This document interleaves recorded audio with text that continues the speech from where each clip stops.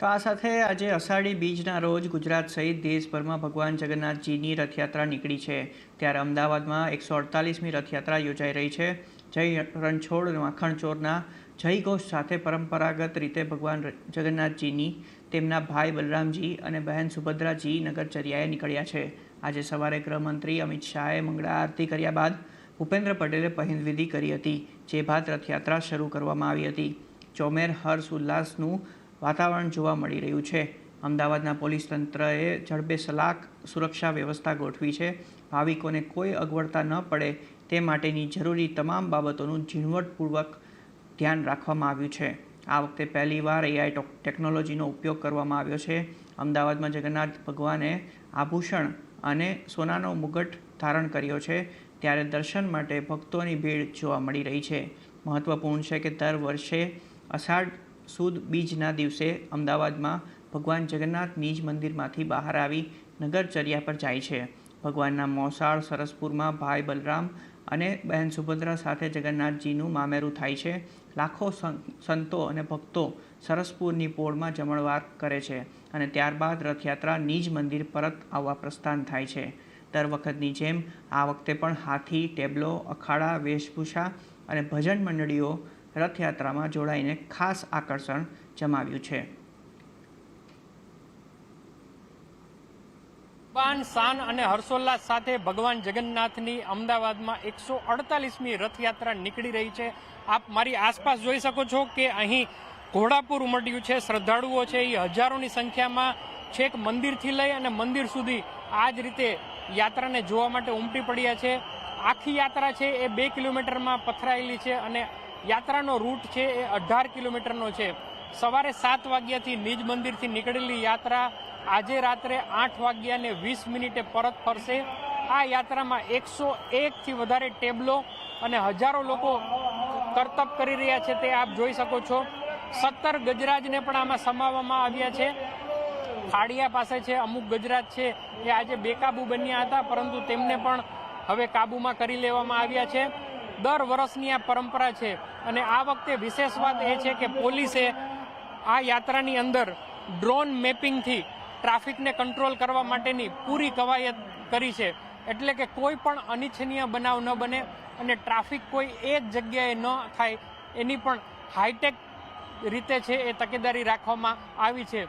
તો આપણે ચોક્કસપણે કહી શકાય કે આજે ભગવાન જગન્નાથની યાત્રા દરમિયાન વરસાદે પણ અમી છાંટણા કર્યા છે, તો આ વર્ષ પણ હર્ષોલ્લાસ અને સુખમય પસાર થાય એવી સૌ અમદાવાદવાસીઓએ પ્રાર્થના કરી છે। કેતન જોશી, અમદાવાદ। આ સાથે રથયાત્રા દરમિયાન 17 ગજરાજમાંથી કેટલાક ગજરાજ ભડક્યા છે। અમદાવાદની રથયાત્રામાં હાથીઓ ભડક્યા, ભક્તોમાં નાસભાગ જોવા મળ્યો છે। હજારોના જીવ અદ્ધર થયા હતા। ચારે બાજુ ભક્તિનો માહોલ હતો। જય જગન્નાથ, જય રણછોડ માખણચોરના નાદથી આકાશ ગુંજી રહ્યું હતું। ભક્તો ભગવાનના રંગમાં રંગાયેલા હતા। ઉત્સાહ આસમાને હતો। રથયાત્રા શાંતિપૂર્ણ માહોલમાં આગળ વધી રહી હતી। ત્યાં લગભગ સવારે 9:33 આસપાસ હાથી ધીમે ધીમે ખાડિયાથી આગળ વધી રહ્યા હતા। ત્યારે ચિચિયારીઓને બચાવો બચાવો, ભાગો ભાગોની બૂમો સંભળાવા લાગી, કેમ કે અચાનક જ સૌપ્રથમ આગળ ચાલતા હાથી બેકાબુ થઈ ગયા। ત્યારબાદ ધીમે ધીમે પાછળથી 2-3 હાથી આવી રહ્યા હતા, જે હાથી પણ લાઇનમાં આગળ ચાલવાની જગ્યાએ થોડા દોડવા લાગ્યા। અચાનક જ રથયાત્રા દરમિયાન ગજરાજ ભડક્યા। ગાંધીની પોળ પાસે ગજરાજ ભડકતા નાસભાગ મચી ગઈ। ભીડ જોઈને કેટલાક ગજરાજ ભડકી ગયા અને એકાએક દોડવા લાગ્યા। રથયાત્રા દરમિયાન ગજરાજ કંઈક આ રીતે બેકાબુ બન્યા। કદાચ ડીજેના અવાજને કારણે હાથીઓ ભડક્યા અને દોડધામ કરી મૂકી। હાથીને બેકાબુ બનેલા જોઈ રથયાત્રામાં જોડાયેલા ભક્તોમાં થોડા સમય માટે અફરાતફરી મચી ગઈ। મહાવત સહિતનો સ્ટાફ હાથીને કાબૂમાં લેવાના પ્રયાસમાં દોડાદોડી કરવા લાગ્યો। કેટલાક હાથી તો આસપાસની પોળમાં ઘૂસી ગયા। હાથીઓ એકાએક દોડાદોડી કરતા લોકોમાં પણ નાસભાગ મચી ગઈ। હાથીઓ ઉશ્કેરાતા લોકોમાં ફફડાટ ફેલાયો। હાથીથી બચવા માટે લોકો દુકાનો, ઘરના ઓટલા પર ચડી ગયા। પોળમાં ભાગી ગયેલા હાથીઓને મહાવત અને વન વિભાગના સ્ટાફ દ્વારા ફરી રથયાત્રાના રૂટ પર લાવવામાં આવ્યા। થોડા સમય માટે સ્થિતિ વણસી હતી, જોકે બાદમાં વન વિભાગની ટીમ ઇન્જેક્શન આપીને ગજરાજને કાબૂમાં લેવામાં સફળ રહી અને રથયાત્રા આગળ વધી। તો આ સાથે રથયાત્રામાં ઓપરેશન સિંદૂરના ટેબ્લોએ જમાવ્યું આકર્ષણ। અમદાવાદમાં જે ભગવાન જગન્નાથજીના રંગમાં રંગાયેલા દ્રશ્યો જોવા મળ્યા। દર વર્ષની માફક 148મી વાર ભગવાન જગન્નાથજી રથયાત્રામાં જોવા મળ્યા, જેમાં 18 ગજરાજ, 18 ભજન મંડળીઓ, 101 ટ્રક 30 અખાડા, 3 બેન્ડવાજા, 2500 જેટલા સાધુ સંતો જોડાયા. આ રથયાત્રામાં વિવિધ ટેબ્લોએ આકર્ષણ જમાવ્યું, જેમાં ઓપરેશન સિંદૂરનો રથ સૌથી વધુ આકર્ષણનું કેન્દ્ર બન્યો. જમ્મુ કાશ્મીરના પહેલગામમાં થયેલા આતંકી હુમલા વિરુદ્ધ સરકારે ઓપરેશન સિંદૂર શરૂ કર્યું, ત્યારે રથયાત્રામાં સેનાની કામગીરીને બિરદાવવામાં આવી. ઓપરેશન સિંદૂરની થીમ પર 10થી વધુ ટ્રકો જોવા મળી. સાથે સાથે રથયાત્રામાં અમદાવાદમાં 12 જૂને થયેલી પ્લેન ક્રેશ દુર્ઘટનાને લઈને પણ શ્રદ્ધાંજલિ આપતા જોવા મળ્યા. તો બ્રહ્મોસ મિસાઇલ, રાફેલ, દેશભક્તિના રંગ સહિતના ટેબ્લો પણ લોકોનું ધ્યાન ખેંચવામાં સફળ રહ્યા. તો આ સાથે અમદાવાદમાં ભગવાન જગન્નાથજીની રથયાત્રામાં વંતારાનો પણ ટેબ્લો જોવા મળ્યો. જામનગરના વંતારાની થીમ પર ટ્રક તૈયાર કરવામાં આવ્યો છે. ટ્રકમાં વંતારાનું આખું જંગલનું પ્રતિકૃતિ ઊભી કરવામાં આવી છે. વિવિધ પ્રાણીઓને દર્શાવવામાં આવ્યા છે. વંતારાની થીમ રથયાત્રામાં આકર્ષણનું કેન્દ્ર બની છે.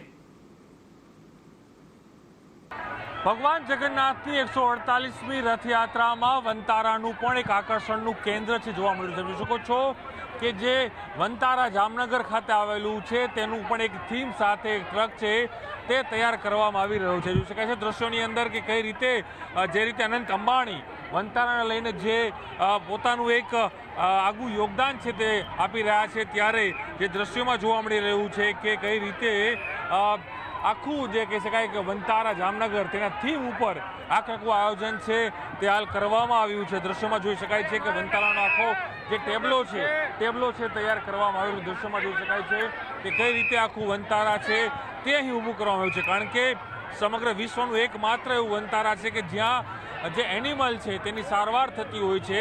ત્યારે આપ જોઈ શકો દ્રશ્યોની અંદર કે કઈ રીતે આખું જંગલ છે તે ઊભું કરવામાં આવ્યું છે. અલગ અલગ જે કહી શકાય કે જે એનિમલ છે તેના પ્રતિક અહીં મૂકવામાં આવે છે. દ્રશ્યોમાં પણ જોવા મળી રહ્યા છે કે કઈ રીતે આ દ્રશ્યોમાં જોઈ શકાય છે કે અલગ અલગ થીમ સાથે જે વંતારા પણ એક આકર્ષણનું કેન્દ્ર છે તે હાલ જોવા મળી રહ્યું છે. દ્રશ્યોમાં જોઈ શકાય છે કે જે રીતે અનંત અંબાણીએ વંતારા ડેવલપ કર્યું અને એક જે પ્રાણીઓ છે જે કહી શકાય કે હાથી હોય કે અન્ય જે પ્રાણીઓ છે તેની સારવાર થઈ રહી છે શ્રેષ્ઠ પ્રકાર. ત્યારે વંતારાનો ટેબ્લો છે તે પણ એક આકર્ષણનું કેન્દ્ર આજે જોવા મળી રહ્યો છે આ રથયાત્રાની અંદર.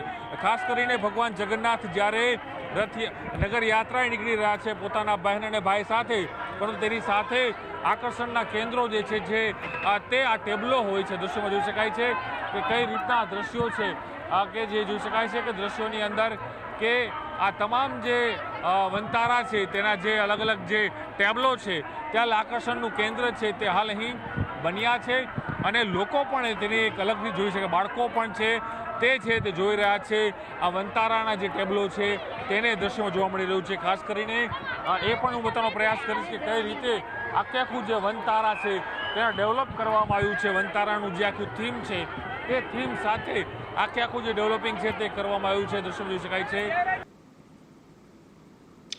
તો આ સાથે ગુજરાતમાં વિવિધ શહેરોમાં પણ ભગવાન જગન્નાથજીની રથયાત્રા નીકળી છે.